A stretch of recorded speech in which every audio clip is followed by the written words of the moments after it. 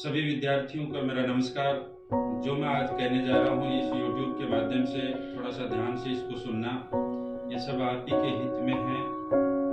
एक तो सबसे पहले तो मैं यह बता रहा हूँ कि अपना शेड्यूल एक तैयार किया गया है आरटेट भर्ती को लेकर, जो जुलाई में परीक्षा आयोजित की गई है। उस परीक्षा को लेकर मैं थोड़ा सा फॉर्मेट बता रहा हूँ आपको कि सब्जेक्ट वाइज का जो पेपर का शेड्यूल है, आज से आज तक आप लगातार पढ़ रहे हैं। हिंदी सब्जेक्ट हो गया, संस्कृत इंग्लिश हो गया, आपकी शिक्षा मनोविज्ञान हो गई। उसके बाद में एसएस वालों के लिए अपना हिस्ट्री हो गया, ज्योग्राफी हो गई, और ये अपनी पॉलिटिकल हो गई। साइंस वालों के सब्जेक्ट हो गई लेवल फर्स्ट के लिए। तो सबसे पहले जो मैं आपको बताने जा रहा हूँ, देखना कि ये किसी भी इंस्टीट्यूट का कोई भी छात्र हो, मैं उनके लिए कोई चार्ज नहीं लूंगा। ये स्पेशल टेस्ट का आयोजन किया जा रहा है। टेस्ट प्रक्रिया की रूपरेखा आप सुनिए। 27 अप्रैल, ध्यान रखना 27 अप्रैल समस्त हिंदी का टेस्ट लिया जाएगा, केवल हिंदी सब्जेक्ट का। आप 27 अप्रैल तक जबरदस्त तैयारी करें और आपकी जो मेहनत है आज से आज तक है, वो मेहनत आपके काम आएगी।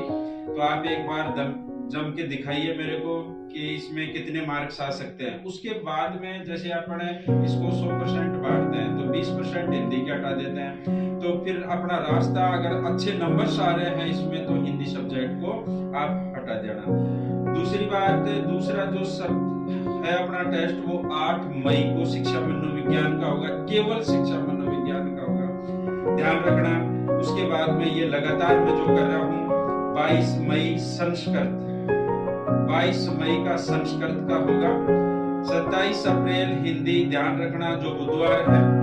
8 मई, 22 मई और 29 मई, 8, 22 और 29 मई का सैटरडे पड़ेगा, शनिवार पड़ेगा। 8 मई को केवल शिक्षा मनोविज्ञान का टेस्ट लिया जाएगा, 22 मई को संस्कृत का लिया जाएगा।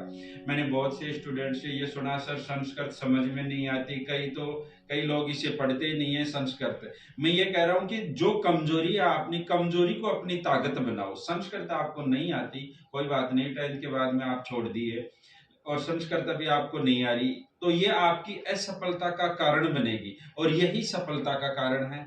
जो चीज आपको नहीं आ रही, जिसको करने में हमारा मन नहीं लगता, वही आपको सफलता दिलवाएगी। तो मैं बता रहा हूं कि कमजोरी को अपनी ताकत बनाओ। जो कमजोर है अपनी, ठीक है, आपको पता है कि हमारी संस्कृत कमजोर है, तो इसको संस्कृत को जबरदस्त तरीके से पढ़े आप। 27 अप्रैल, ध्यान रखना 27 अप्रैल हिंदी का होगा, 8 मई शिक्षा मनोविज्ञान का होगा और 22 मई संस्कृत। जब तीनों का ये एक एक का पार्ट वाइज अपना ये टेस्ट हो जाएगा, उसके बाद में 29 मई का शनिवार पड़ेगा, तीनों सब्जेक्ट। 29 मई का, जैसे हिंदी हो गई, संस्कृत हो गई, शिक्षा मनोविज्ञान हो गई, इंग्लिश वालों के लिए इंग्लिश होगी। 29 मई को तीनों का पेपर होगा, ध्यान रखना। फिर आता है अपना 29 मई के बाद में हमारी सब्जेक्ट चालू हो जाएगी। जो सब्जेक्ट चालू करेंगे हम जून में, 5 जून का फिर शनिवार पड़ेगा। जून को सबसे पहले इतिहास का पेपर होगा, साइंस वालों के लिए बायोलॉजी का होगा और लेवल फर्स्ट वालों के लिए पर्यावरण का होगा। तो ध्यान रखना, अपनी मेहनत पे भरोसा करो, अपनी मेहनत पे भरोसा करो। और जो भी कुछ है, कई लोग कहते हैं सर भाग्य में लिखा हुआ हमें मिल जाएगा, कहते ही नहीं, भाग्य उसी का ही बदलता है जिसके कर्म अच्छे हो। अगर आप कर्म अच्छे करोगे तो भाग्य जरूर बदलेगा।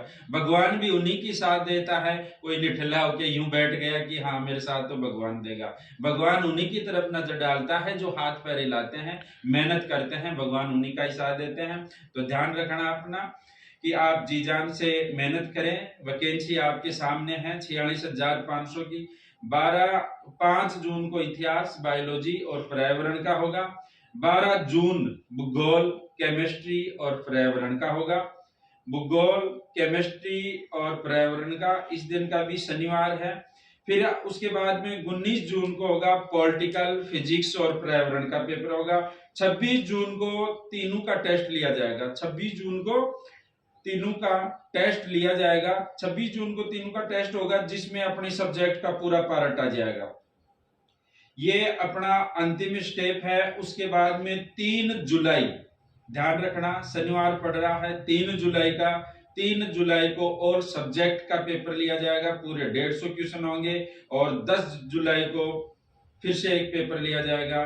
जो भी आपकी कमियां हैं पहचान लेना, बहुत ही विशेषज्ञ के द्वारा ये पेपर बनाया जा रहा है और पूरा पैटर्न पे आधारित। अब की बार जो भी ये परीक्षा ली जा रही है अधीनस्थ सेवा चयन बोर्ड के द्वारा ली जा रही है, उसमें कितने टफ क्वेश्चन बनेंगे उसी के अनुसार, क्योंकि अपनी माध्यमिक शिक्षा बोर्ड की आरपीएससी की बात करें उससे ज्यादा लेवल होता है, इनका पेपर टफ आता है। इस वजह से ये एक सब्जेक्ट वाइज, जैसे आपके हिंदी में अच्छे मार्क्स आ गए तो हिंदी को हटा दो और उस समय एग्जाम में देखना।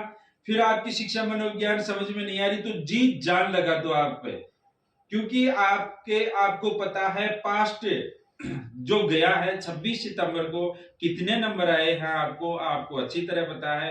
पास्ट आपके दिमाग में है लेकिन फ्यूचर आपके हाथ में है। ध्यान रखना, जो कुछ करोगे आपकी मेहनत के ऊपर है। और मैं बार बार आप ये कहूंगा कि उस पास्ट को याद करते रहना जो 26 सितंबर को हमारी एग्जाम हुई थी, और अब जो पास्ट है आपके हाथ में है, तो आप जी जान से मेहनत करें। पेपर एक बार फिर से सुन लेना।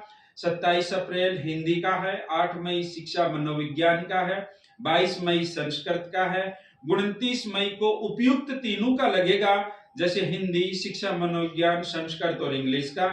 फिर ये आ गया अपना 5 जून को सब्जेक्ट में पार्ट वाइज लिया जा रहा है, जैसे अपने एसएस में हो गया history, political, geography, biology, physics, chemistry और पर्यावरण, इस तरीके से लिया जा रहा है। 12 जून को ज्योग्राफी का, केमिस्ट्री का, पर्यावरण का होगा। 19 जून को पॉलिटिकल, फिजिक्स, पर्यावरण का होगा। 26 जून को फिर उपयुक्त जो सब्जेक्ट का है इनका लिया जाएगा। 3 जुलाई को ऑल सब्जेक्ट का और 10 जुलाई को ऑल सब्जेक्ट का। उसके बाद में 10 जुलाई को आपको पूरी फॉर्मेट बता के एग्जाम का, और उसके बाद में हम आपके संस्थान से छुट्टी कर देंगे और आपके पास में उसके बाद में 10 दिन रहेंगे। तो 10 दिन जबरदस्त तरीके से तैयारी करना, क्योंकि जीवन में सब कुछ है। स्ट्रगल करो, जी जान से करो, और स्ट्रगल भी इस तरीके से करो कि किसी को कुछ मत बताओ, तब तक स्ट्रगल करते रहो, जी जान से मेहनत करो। जिसने संघर्ष किया है उसने अपना मुकाम हासिल किया है, और ये सीक्रेट तरीके से करो, किसी को कुछ मत बताओ। अपने आप शोर मचाएगा आपका स्ट्रगल, आपको कहने की जरूरत ही नहीं है। ध्यान रखना, चुपचाप साइलेंट तरीके से रह के अपनी जबरदस्त तैयारी करें। और समय समय पर यह टेस्ट का आयोजन किया जा रहा है। ये इस तरीके से कर रहा हूं मैं कि एक बार आप 5 दिन तक हिंदी पढ़े जबरदस्त तौर तरीके से, जो मैं टेस्ट ले रहा हूं, क्योंकि जो टेस्ट में हिंदी हो गई, संस्कृत हो गई, जो भी कोई सब्जेक्ट है ना, तो उस सब्जेक्ट के पूरे प्रश्न आपके क्लियर हो जाएंगे।